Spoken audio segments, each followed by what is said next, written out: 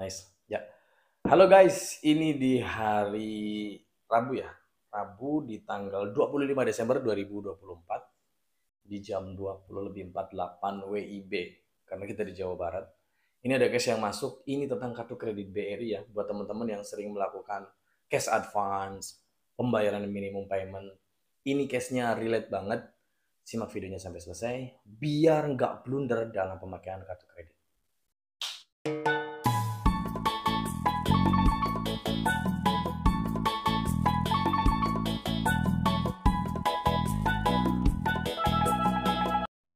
Ya, ya itu ya soal CCBRI.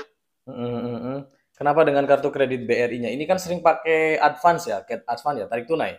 Iya, ya jadi tagihannya tuh bukan bulan tapi bukan 1 bulan, jadi full semua itu. Memang selama ini nggak pernah rubah cicilan. Hah? Selama ini Soalnya nggak. nggak ngerti gitu. Sebentar, nih biar enak ngomongnya saya kasih intro dulu ya. Sebelumnya dari kota mana sih Bang? Saya lupa inget, dari Jogja atau dari mana? Kalau saya domisili Karawang, Oh Karawang, aslinya memang Karawang. KTP Cirebon. Oh KTP Cirebon, wilayah Cirebon. Cirebon sekarang kencang penagihannya Mas. Oh kalau di Cirebon tuh. Iya, lumayan kencang. Cirebon, Karawang juga lumayan. Tapi masih lebih kencengan Karawang sih daripada Cirebon. Meskipun Cirebon kota Biasanya itu kota yang eh, lumayan. Oke, sebentar. nagihnya ke tempat. Sebentar. Ya, Gampang, masalah penagihan itu nanti. Yang penting tuh sekarang ceritakan detailnya dulu. Punya kartu kredit limitnya berapa? Pemakaian sudah berapa lama? Kendalanya ada di mana? Terus mau gimana nih dengan kartu kreditnya sekarang? Coba, biar enak nanti saya kasih limit 3. solusinya. Ya, Hmm. limit 30, kepake juga segitu sih. Oke, berarti punya limit 30 juta.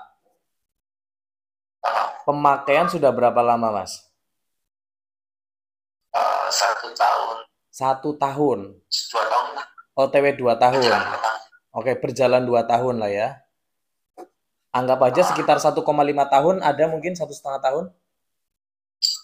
Ada. Oke, nah selama pemakaian kartu kredit ini cara pakainya gimana? Ditarik tunai di ATM atau kemana buat belanja atau di Gestun atau gimana? Biasanya pas saya gestun pakai Tokopedia. Oke, Gestun lewat marketplace, lewat jasa Gestun gitu kan? Sama cash advance. Oke, tarik tunai dari layanan kartu kreditnya langsung ya. Ya. Oke, nah dari 30 juta ini terakhir pemakaiannya itu gimana? Full limit atau ada cicilan berjalan atau gimana? Terakhir itu saya buat belanja sih Oke, di aplikasi online. Oke, pembelanjaan Atau biasa lah Tokopedia. ya. Oke. Berarti ada cicilan berjalan sekarang? Kayaknya sih ada. Oh, kayaknya. Berarti kalau kalimatnya kayaknya ini tanda-tandanya ini sudah lupa-lupa inget ini sudah bahaya ini. Soalnya tuh nggak ada pilihan berapa bulan gitu. Oke, ada keterlambatan bayar ya. Belum sampai sekarang sih. Oke, tapi udah mulai pusing-pusing bayarnya. Iya, soalnya tuh Hmm. kok limitnya misalnya itu jadinya bertambah sendiri gitu. Kayak emang nambah. Nambah sendiri limitnya atau nambah sendiri tagihannya?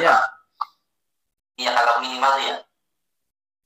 Selama ini melakukan pembayaran minimum payment berarti? Pembayaran minimum payment dari total tagihan.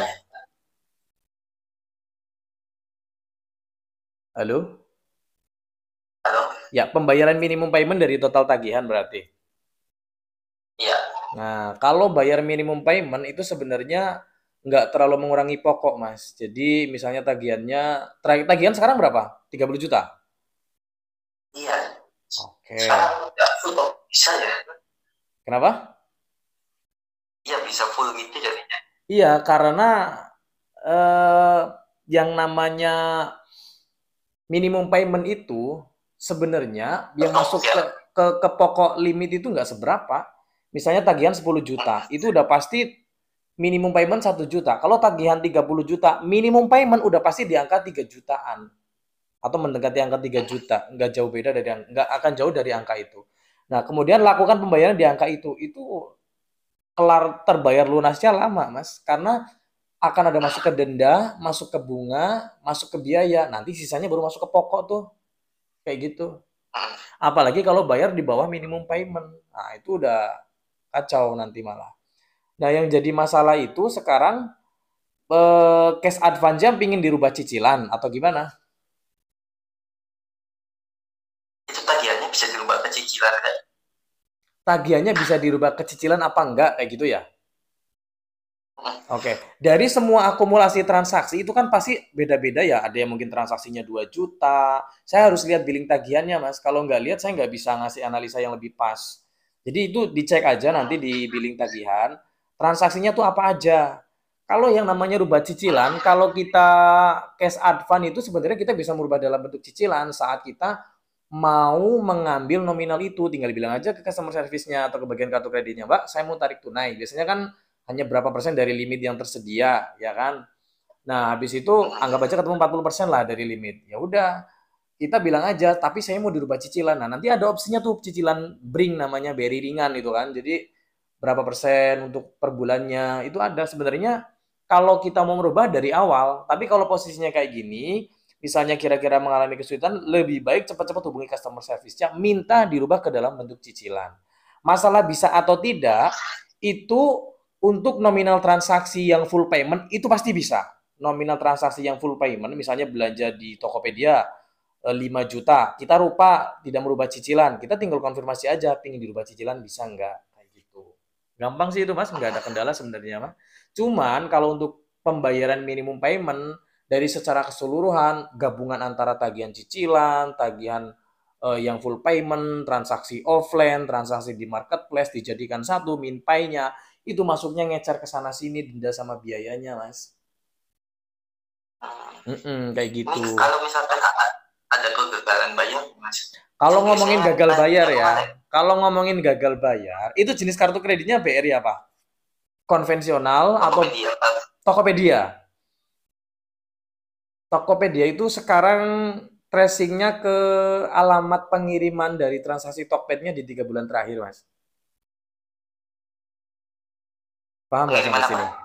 Jadi Tokopedia itu beberapa case yang masuk ya, beberapa case yang masuk. Ini nggak bisa dijadikan pola pasti, cuman kecenderungannya untuk saat ini itu men-tracing dari transaksi pembelanjaan online di Tokopedia ke alamat pengiriman di 3 bulan terakhir.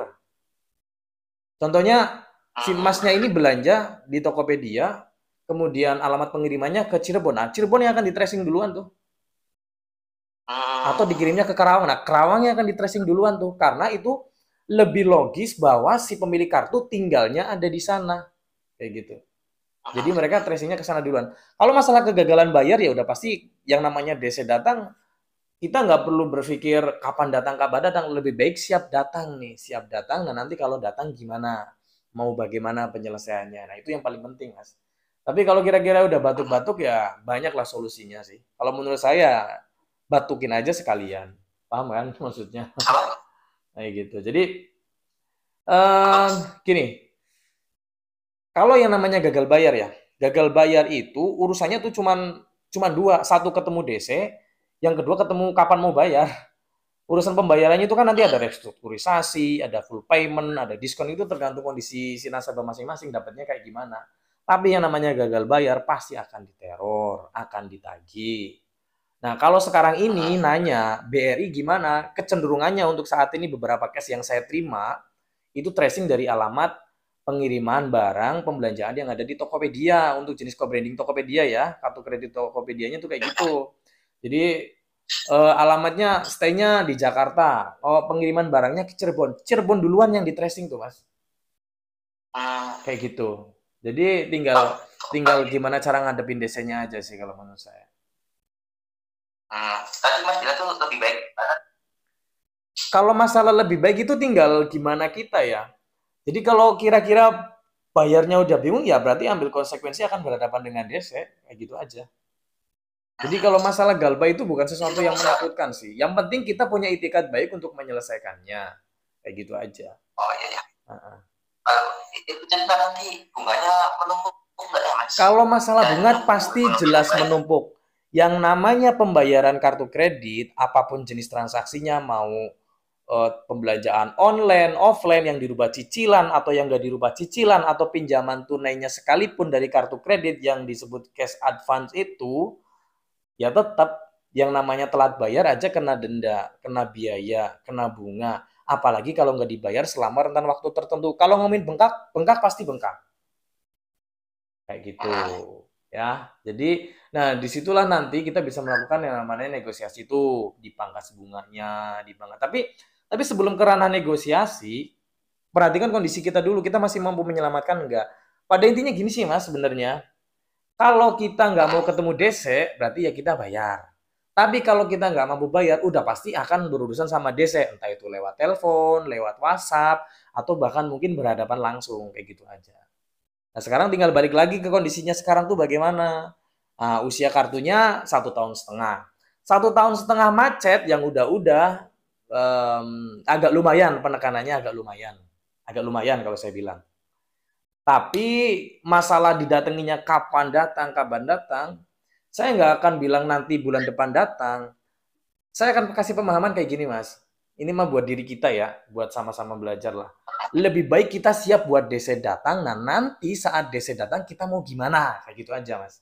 Daripada sekarang kita mikir gimana caranya biar DC nggak datang, biar DC nggak datang dibayar mas, pasti nggak datang. Kayak gitu kan. Nah, tapi karena sedang kondisi yang sulit, ya udah tunda bayar, nanti ada duit, selesaikan kayak gitu. Jadi kalau dengan cashnya kayak gini, ini kalau kita sebut sih macetnya macet tanggung sebenarnya. Tapi kalau ngomongin limit 30 juta udah pasti ditagih mas, nggak mungkin nggak ditagih kayak gitu. Kalau yang aman itu berapa? Sebenarnya nggak ada yang namanya gagal bayar aman, itu nggak ada mas. Karena prinsipnya itu pasti ditagih gitu. Cuman masalah mungkin lebih ke bahasa kira-kira di angka berapa nih yang bakal ditagih. Ya pasti yang di angka besar. Semakin kecil tagihannya ya penagihannya juga semakin santai. Tetapi nggak jadi jaminan juga sih. Siapa tahu di satu wilayah kolektif banyak kan bisa juga. Ada banyak faktor mas. Kita nggak bisa menggunakan bahasa kayak gitu. Yang paling aman yang gimana sih galbay. Nggak ada galbay yang aman mas. Galbay itu pasti akan ditagih, akan ditanya kapan mau bayarnya. Makanya saya langsung giring ke akhir. Lebih baik kita siap buat ngadepin DC kalau kita udah nggak mampu bayar. Yang penting saat DC datang itu mau bagaimana nih penyelesaiannya. Mau dicicil, mau restrukturisasi, mau bayar setengah, mau bayar pas ada diskon. Nah itu yang paling penting di sana mas. Kayak gitu. Jadi pahami juga kartu kredit itu perdata ya. Jadi nggak ada agunannya. Nggak ada ceritanya utang kartu kredit jadi masuk bui, nggak ada. Kayak gitu. Jadi karena tidak ada agunan di atas kertas, bank itu kan agak deg-degsel gitu kan. Nih orang kalau nggak bayar gimana gitu kan. Makanya penekanannya lumayan daripada pinjaman yang ada agunannya. Pasti itu mas, kalau kita konversi dengan KUR misalnya, meskipun nggak apple to apple lah ya, KUR ada agunannya meskipun secara aturannya sebenarnya nggak harus pakai, tapi kan dalam prakteknya ada sesuatu yang dititipkan, ya kan, untuk mengikat kredit itu biar lancar. Ya kita ketar-ketir lah, tapi kalau kartu kredit kan apa yang dijaminkan, kan nggak ada di situ. Kecuali pakai payroll. Pakai payroll enggak? Enggak. Pakai payroll enggak rekeningnya? Payroll iya, rekening gaji. Oh, enggak.